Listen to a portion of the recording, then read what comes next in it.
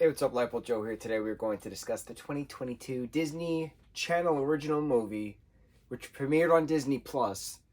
So it's also a Disney Plus original film, Zombies 3. So this is the sequel to 2018 Zombies. 2020 is Zombies 2. 2022 Zombies 3. There you go. There's the 1, 2, and 3. This was awesome. I've said so many times how much this reminds me of Hairspray. And this franchise reminds me of Hairspray. The whole social justice, the, we not me movement. Love it. And so I realized in this film, because now we have aliens, and then at the very end post-credit, we have vampires, we have merpeople in the town of Seabrook.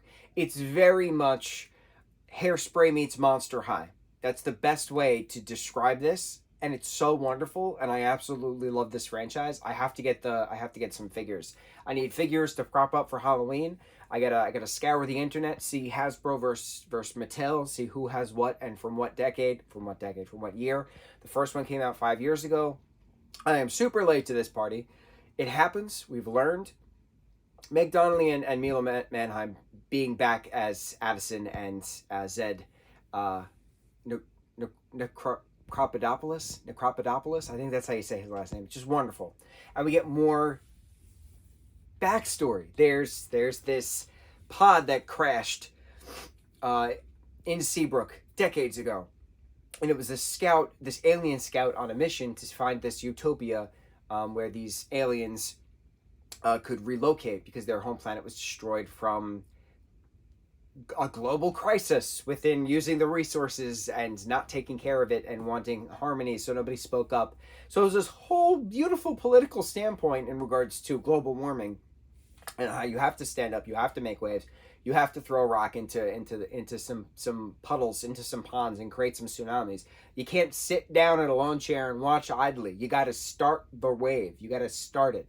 So it was very wonderful bringing that into play. You have this alien who's a non-binary character, and certain characters just use they pronouns for them. What was their name? Aspen. And Aspen liking Willa at the end was just so cool. So an alien and a werewolf together. How do you think that's going to work out? How do you think Wyatt the werewolf and why am I forgetting her name? She wasn't actually in the film with the group. She was just interning at a company this entire time. What is it? Zed's two best friends, Bonzo, and it's escaping me. There's a Z in every zombie name. There's a W in every werewolf name. There's an A in every alien name. It's escaping me. It'll come back to me. We'll shout out when we remember. Anyway, having these interracial couples, very cool. Having this integration, communication, exploration, celebration, very cool. So why are the aliens now on Earth? Why are the aliens now in Seabrook? And there's this dance battle. As soon as the movie starts, there's a dance battle between the aliens and then the Seabrook residents, the zombies, the werewolves, the humans. So the aliens are back to find this map to lead to the utopia. That one of the scouts crashed landed on Earth, and a signal was transmitted, there you will, to that there was a map hidden in the most precious thing in Seabrook. And so no matter what is the most precious thing? Well, the most precious thing obviously has to be the Moonstone, because that's so precious to the werewolves. So it's this whole werewolf versus alien battle. Then the most precious thing to Seabrook is obviously the Seabrook Cup, which is the championship cup victory that you win at the end of the cheerleading competition. So it has to be that. But then you scan that and it's not in there. So that's a human thing. And then finding out that Addison's grandmother was the scout on the mission the entire time. That's why her hair is white, and that's why the alien technology can boost off the energy of the Moonstone, and that's why the Moonstone energy can help amplify or disseminate the Z-band that the monsters have, that the zombies have. So it all comes together, and Addison finally finding her tribe, finding her pack, thinking that she was a werewolf the entire time, but she wasn't, knowing she's not fully human, but what is she? And then getting that answer. So it was very cool. It was very neat. It was very wonderful. It was just like in Teen Wolf when they were trying to figure out what the hell Lydia is when she was bit by Derek and then nothing happened. Nothing. Oh, when she was bit by Peter and then nothing happened. She was something, but they couldn't figure it out. And then they were like, oh, well, she's a banshee.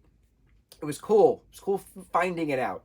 And then she got her Stardust powers back, and she was finally with her tribe, and her hair turned blue, and she was wearing the same blue and silver costumes that everybody wore. And bro, the costuming department did a fantastic job in all three of these films. Gorgeous. Choreography was gorgeous. The music was great. Again, I would have loved more music in this as a musical, but it was a wonderful project. But her learning her zappy powers, and it was just so great that she's the map the entire time, that she's the most precious thing to her grandmother. So how does this work? Well, it's in her DNA, so she's the map, so she has to go with them, but her cousin Bucky is not the alien side of the genes, he's the human side of the genes, something like that. So saying goodbye, Addison and Zed having to say goodbye was very difficult to watch.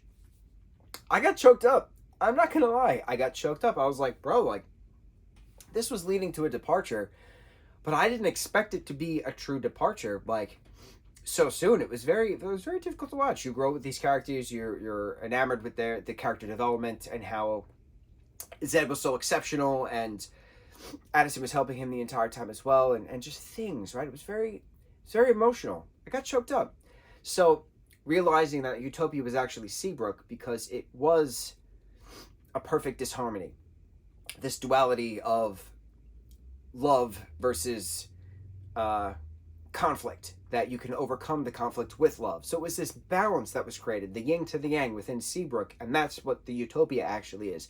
That you can have the conflicts, but they're resolved with love, and that was the point of it. We, not me. So going back to Earth, celebrating the graduation of everybody, getting into Mountain College that Zed was so trying to get everybody to go, because monsters aren't allowed in college, but monsters weren't allowed in high school, and Zed changed all that so he could change the college thing, and he did, and it worked, and it was wonderful, and it was a beautiful ending. It was a beautiful closure. Matt Cornett as the, what was his name in this?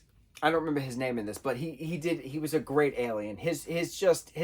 The aesthetic that the aliens had worked so well with Matt, because his eyes are just super blue, so they just amplified that blue eye aspect that Matt has.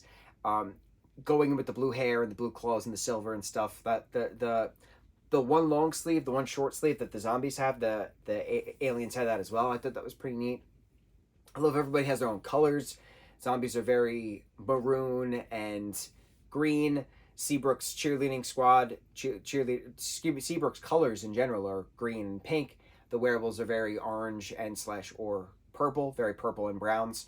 Then you had the aliens, who were just the silver and the blues, and it was just cool having everybody have their own thing. It felt very High School Musical in the sense of everybody had to dress the certain way, that everybody had their own clique, but they all worked well together. We're all in this together. Very well done in regards to a Disney Channel original movie / Disney Plus original film, as well as a very good trilogy to begin with.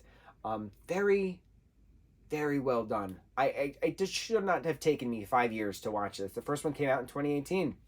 I also love that Meg Donnelly was in season 3 of High School Musical, the musical series, which Matt Cornett was a part of, and they played really good friends in that. And the director, Paul something, he does many Disney stuff, which I did not know that. He's done many Disney Channel original films, director-wise. He's directed many episodes. He directed a few episodes of High School Musical the series. So I've always liked his style, obviously. So it's very interesting watching this, liking the films, liking the person who made the films, not realizing it. It all comes together. All comes together. Zombies 1, 2, and 3. Awesome trilogy. Great spooky season kind of fun with the zombies zombieing out and just going rah to each other as a hi, hello, how are you? Wonderful. Loved it. I'm so glad we had this on our marathon of films. Don't know what we're watching next. I have a list of spooky stuff to get through. 'Tis the spooky season. Currently recording this on October 3rd. Happy Halloween. Early Halloween. On to the next review. Mucho mahalo.